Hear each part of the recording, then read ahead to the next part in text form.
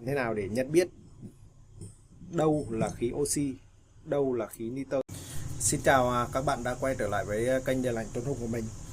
Hôm nay mình sửa cái điều hòa, thì nhân tiện đây thì mình xin chia sẻ với các bạn cái cách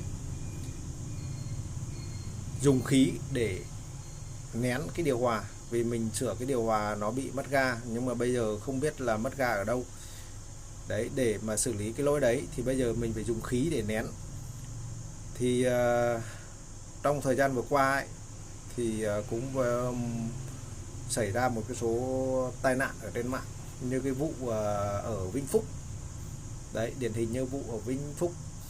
Thì nhân tiện là hôm nay sửa cái điều hòa thì mình lấy ra hai cái bình này. Nếu như bình thường ấy, anh em đi làm thì dùng những cái bình khí này để nén hệ thống lạnh, để kiểm tra cái độ hợp, độ kín. Thì làm như thế nào để biết nén, và làm như thế nào để biết dùng cái gì để nén. Đấy, thì như kinh nghiệm của mình là mình dùng khí nitơ. Nitơ thì nếu như mà ở trên bình ấy, đây là bình này là mình đổi trực tiếp nhà máy, không qua đại lý cũng như không qua quán vật tư, mình đổi trực tiếp nhà máy luôn, thì người ta sẽ ký hiệu N2. Và đây là cái oxy, thì người ta là oxy. Đấy, thì người ta ghi thế này thì mình không nói làm gì. Chứ bây giờ chẳng hạn như mình loại trừ là nếu như một công nhân nhà máy đóng nhầm oxy sang nitơ, vì hai cái bình nó về kích thước nó giống nhau, về chiều cao thì bình oxy thì nó thấp hơn cái bình nitơ một tí. Tất nhiên là đây là cái bình mình đổi trực tiếp từ nhà máy, thì mình chỉ lấy ví dụ này thôi, chứ còn nhiều bạn thì có thể là khác đi, nhưng mà mình ở đây là ví dụ như hai cái bình này. Thì nếu như một cái bạn công nhân của nhà máy đóng nhầm oxy sang nitơ, nitơ sang oxy, nếu mà các bạn đưa cái khí oxy vào nén thì nó sẽ xảy ra tai nạn. Đấy, thì để loại trừ cái rủi ro trong quá trình làm việc cũng như làm nghề điện lạnh nói chung, thì mình phải biết làm thế nào đấy nhận biết đâu là khí oxy, đâu là khí nitơ, bằng cách gì. Đấy, cái này thì mình để dùng bằng hàn cùng với ga để mình hàn. Đấy, còn cái này thì ngoài nén thì cũng chả có tác dụng gì, thổi dàn, vệ sinh dàn nóng cũng như dàn lạnh, tủ lạnh cũng như tủ đông, thì mình dùng khí nitơ. Đấy thì nhiều cái này thì nhiều bạn để dùng thôi. Mình xin lỗi có điện thoại. Thì ở đây ấy, là mình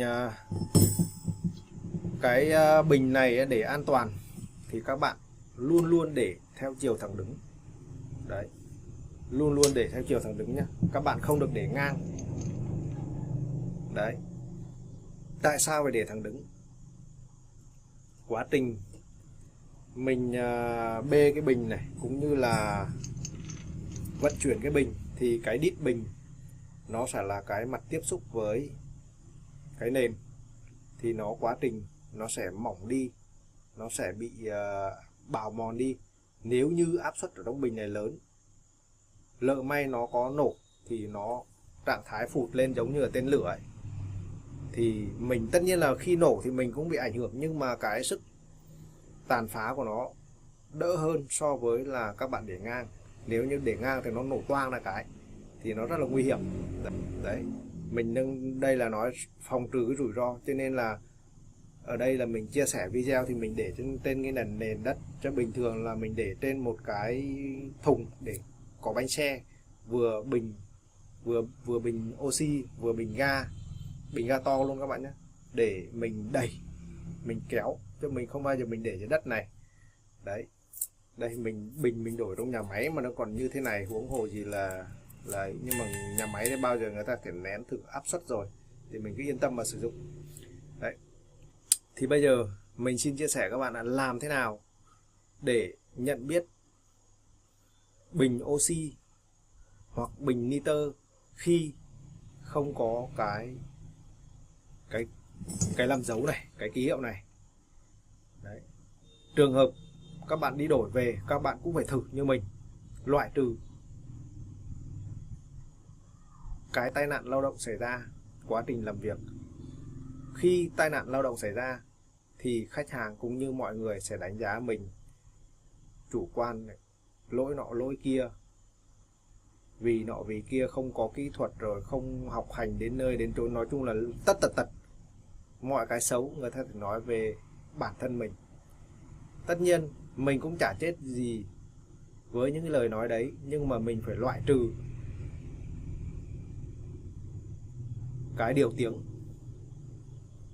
Cái nghề điện lạnh nó rất là phúc phàng.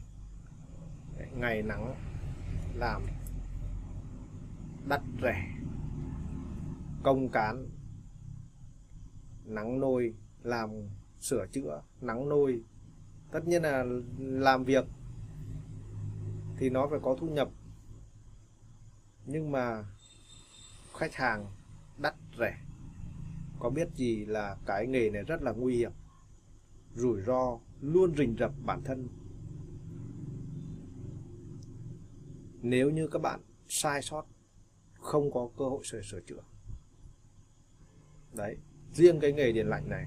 Tất nhiên cái nghề khác thì cũng thế thôi, hàn xì, cắt gọt, bốc vác, nghề nào nó cũng có đặc thù riêng của cái nghề đấy.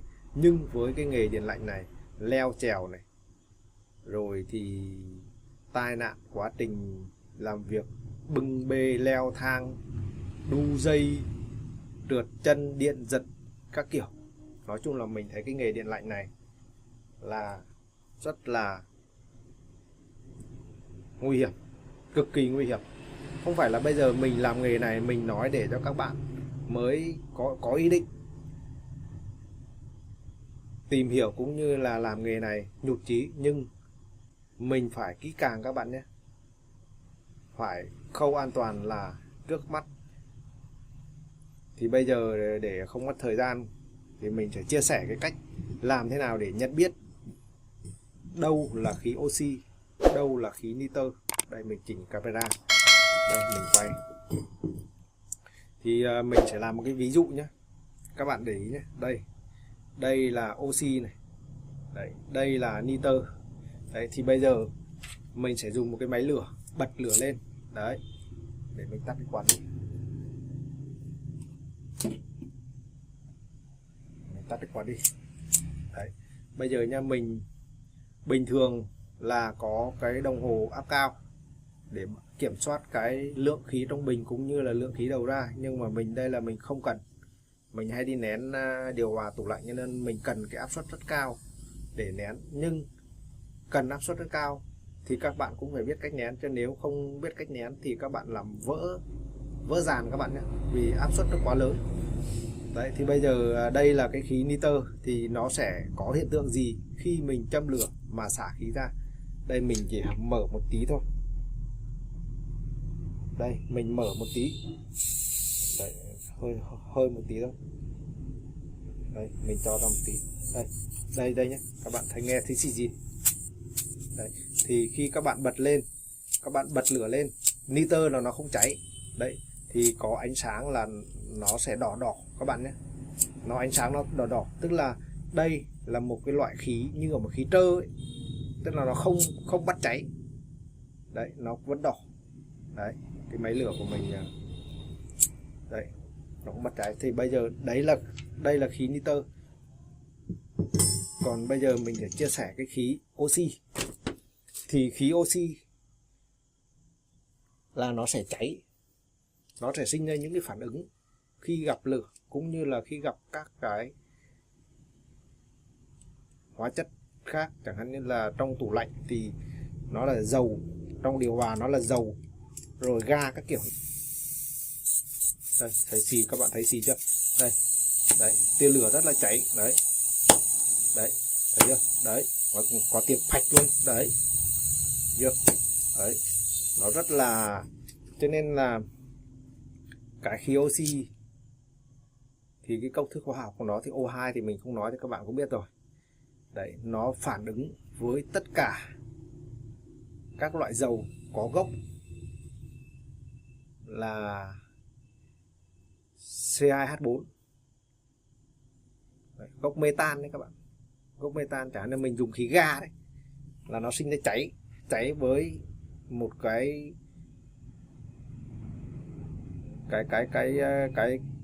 nhiệt rất là lớn. Cho nên tại sao người ta dùng oxy và khí ga để mà hàn là đấy.